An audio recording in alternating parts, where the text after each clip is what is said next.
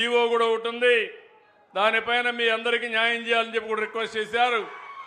కానీ నేను అవన్నీ చేయాలనుకుంటున్నాను. కానీ నా దగ్గర కూడా ఖాళీ గల్లా పెట్టి చూస్తే ఖాళీగా ఉంది. మీ ఆశలు ఆలోచనలు ఎక్కువగా ఉన్నాయి. నేను ఏదైనా చేసేయగలుగుతానని మీరు ఆలోచిస్తున్నారు. కానీ నాకు కూడా కొంత సమయం కావాలి. నేను కష్టపడేది మీకోసం. నా కష్టమంతా కూడా రాత్రింబగళ్ళు కష్టపడతా, ఆదాయాన్ని పెంచుతా, పెంచిన ఆదాయాన్ని మళ్ళీ పంచుతా, మిమ్మల్ని ఎక్కడా అన్యాయం చేయను. అందుకే నూతనమైన ఆలోచనలు చేశాను. ఈ రాష్ట్రంలో జీరో పావర్టీ ఉండాలని. ఈరోజు మీరు చూడండి, నేను 4,000 రూపాయలు పింఛను ఇస్తున్నాను. ఇంకో పక్క 6,000 రూపాయలు పింఛను ఇస్తున్నాను. కిడ్నీ పేషెంట్ ఉంటే 10,000 ఇస్తున్నాను. బెడ్కే పరిమితం అయితే 15,000 రూపాయలు ఇస్తున్నాం. వీటికన్నిటికి కూడా కొంత డబ్బులు కావాలి. ఇవి కావాలంటే ఎక్కడికక్కడ మనం కూడా ఆదాయం పెంచుకోవాలి. ఒక ఇల్లు కట్టాలంటే ఎన్ని రోజులు పడుతుందో మీరు ఆలోచించండి. ఈ రాష్ట్రంలో ఫ్యాక్టరీలు పెట్టే వాళ్ళందరూ పారిపోయారు. మళ్ళీ నేను వాళ్ళకి చెప్పి వాళ్ళందరినీ కూడా ఒప్పిస్తున్నా. కొంతమంది అడుగుతున్నారు, మీరుంటే మాకే బాధ లేదు, మళ్ళీ వేరే వాళ్ళు వస్తే, మళ్ళీ ఆ భూతం వస్తే మా పని ఏంటని అడుగుతున్నారు. నేను ఒకటే చెప్పాను, ఆ భూతాన్ని రాజకీయంగా సమాధి చేసే బాధ్యత, భూస్థాపితం చేసే బాధ్యత మా ప్రజలది. మీరు నమ్మండి, మీరు రండి, పెట్టుబడులు పెట్టండి. మీరు పెట్టుబడులు పెడితే మీ పెట్టుబడులకు భరోసా ఇచ్చే బాధ్యత నాదని చెప్పాను. నిలబెడతారా అని మిమ్మల్ని అడుగుతున్నా.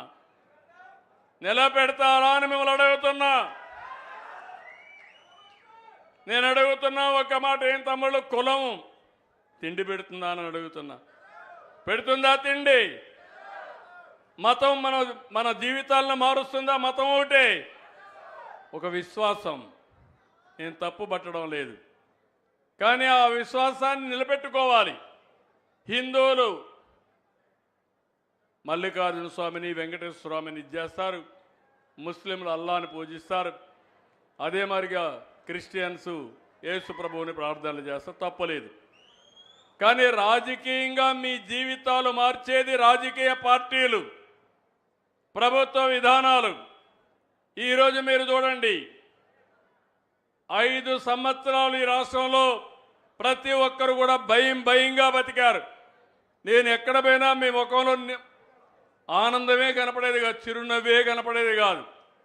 ఇప్పుడు ఎవరిలో చూసినా స్వాతంత్రం వస్తే ఎంత ఆనందంగా ఉంటారో అంత ఆనందంగా ఉన్నారు మీరందరూ. అవునా కాదా అని అడుగుతున్నా.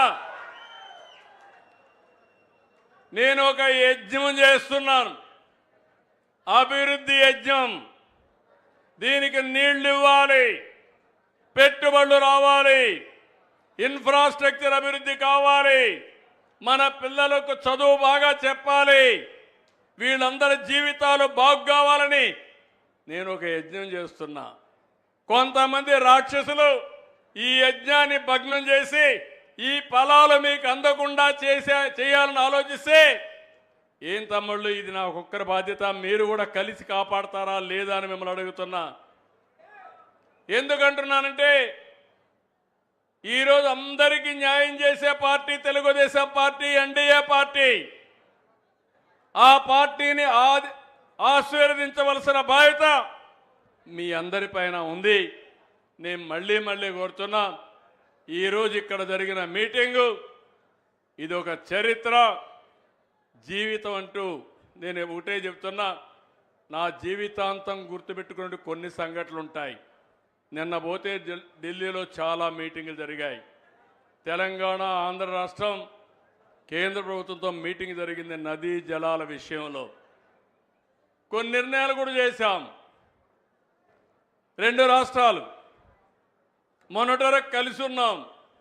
ఏం తమ్ముళ్ళు, హైదరాబాద్ని ఎవరు డెవలప్ చేశారు? నేనే కదా డెవలప్ చేసింది. అవునా కాదా? ఈరోజు విభజన జరిగింది. విభజన జరిగిన తర్వాత మళ్ళీ ఈ రాష్ట్రాన్ని కూడా అభివృద్ధి చేయాలని